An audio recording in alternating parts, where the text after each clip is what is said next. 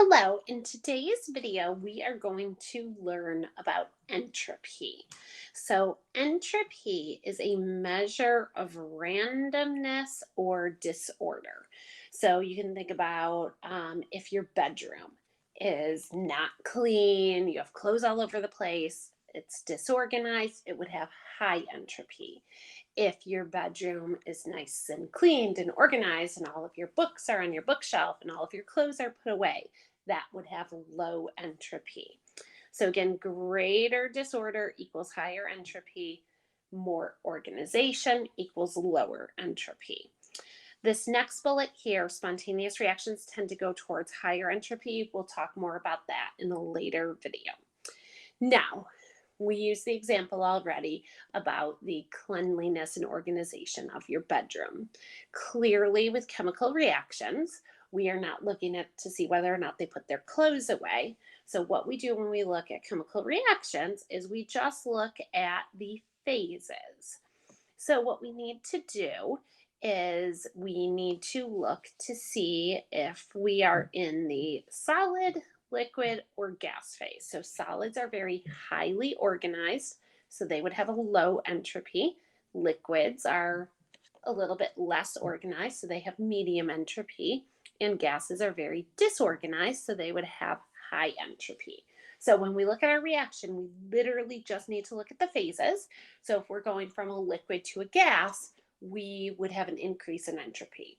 If we are going from a liquid to a solid, we would have a decrease in entropy because the particles would be getting more organized.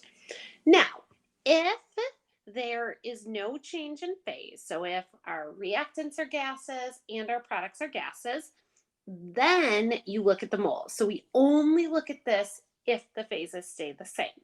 So we count the number of moles on the reactant side, the number of moles on the product side. More moles equals more particles, so that would equal more disorder and higher entropy. Again, only look at the moles if the phases are all the same. All right, so now we just have a couple of examples here. So we just have to say whether or not the entropy increases, decreases, or approximately remains the same. So we cut it in half at the arrow.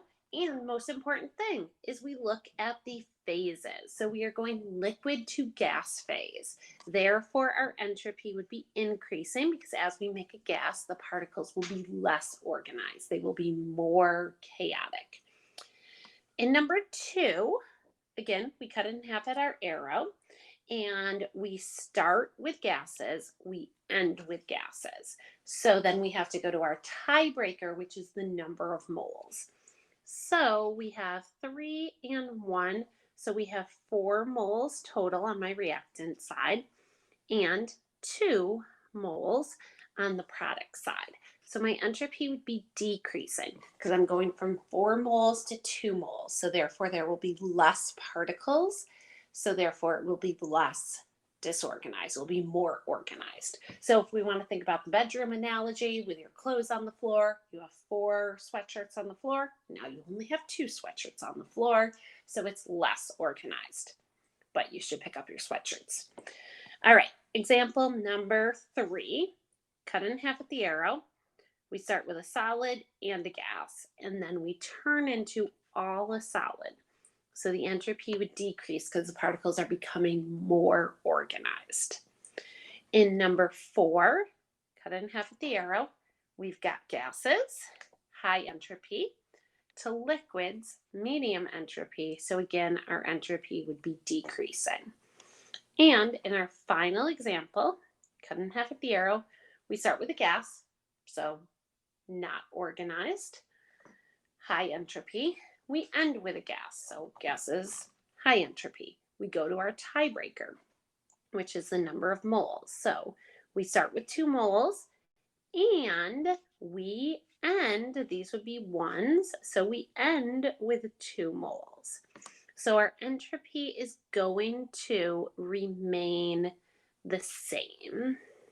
So the change in entropy would be around 0.